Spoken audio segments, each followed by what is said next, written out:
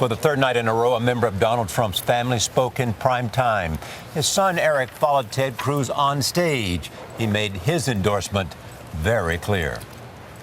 Vote for the candidate who can't be bought, sold, purchased, bribed, coerced, intimidated, or steered from the path that is right and just and true.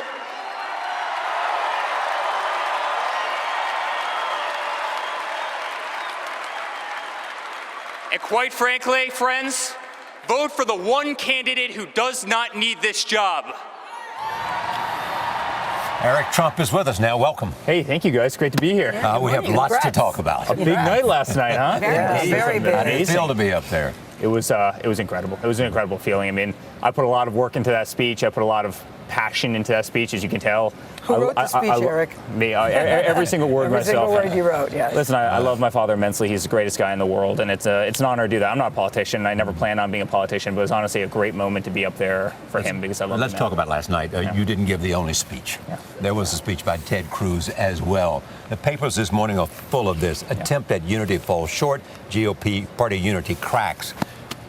You had seen the speech. Your father said he saw the speech 2 hours before. Yeah, he did. He knew there was not going to be an endorsement. Yeah. It's kind of Why give him the stage? Mm-hmm. Yeah, listen, I think the speech wasn't bad. It wasn't good. I think the fact was this whole convention hall had, we had 25,000 Trump fans in here, right? Mm-hmm. When he didn't do it, when he didn't do the right thing. Remember, he signed a pledge at the beginning of this process. When he didn't do the right thing, people went crazy. I was actually in the green room right behind the stage.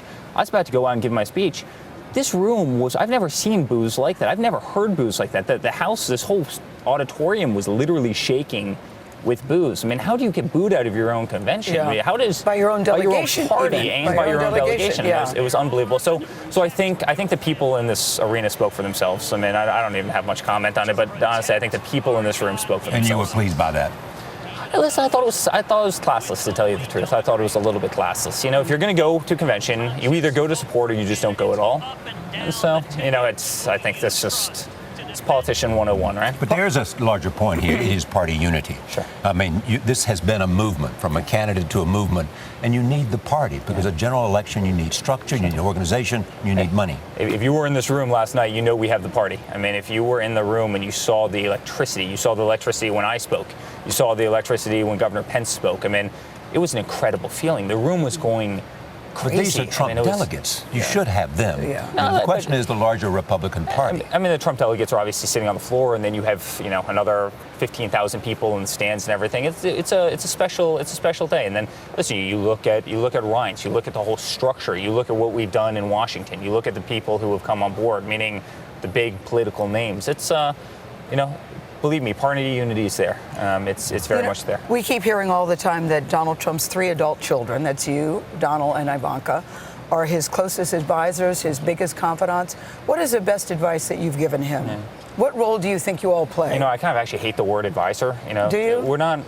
Are we advisors? No, we're his kids. Confidants? We're his kids, and we love the man tremendously, and he's an amazing guy, and he has a lot of trust in us, whether it be coming out of the business or whatever it is. He has a lot of trust in us, and when we have something that's on our mind, we say it to him, and if he likes it, he accepts it. If not, and we always have that seat at the table. I mean, that's kind of family. That's the antithesis of family. So I don't know much about politics. I'm not a politician. It's not what I do in my everyday life, but we spend a lot of time with our father, and we can tell him things that other people might not be able to tell him, and I think that gives us a unique role in this whole process. We are going to hear from your father tonight. Yes. A big speech tonight. He's given an interview with the New York Times that has created some waves because he suggested we might withdraw from the world, that we would not defend our NATO allies. Is that appropriate? No, his message is actually, I think, a little bit different than that. I think his message is the fact that every country that's part of NATO should pay their own weight. Right now we subsidize the vast majority of NATO.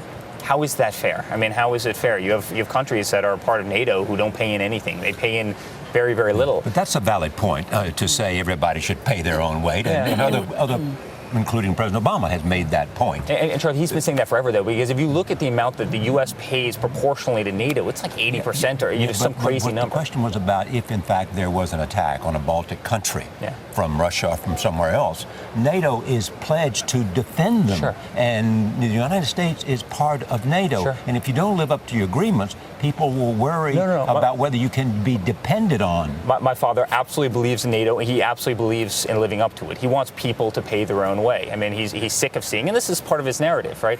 Why are we getting ripped off all around the world? Why are we being taken advantage of? Why do we have to be the world's police force when no one else steps forward? And you've seen this for a long time. You've seen this for so many years. His point with NATO has always been people have to pay into the system. They have to pay their own way.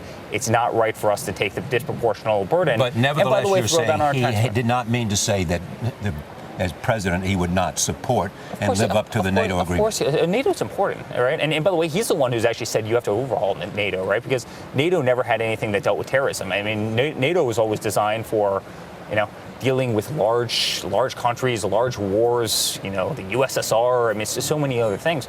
He said, listen, he's kind of obsolescent. You actually need to transform NATO to also be able to deal with the threats of today.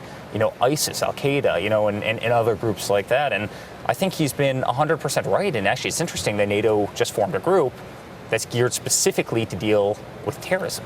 Eric, have you seen your dad's speech tonight? I have. He has said that he has trouble talking about personal things. Will this be a personal speech?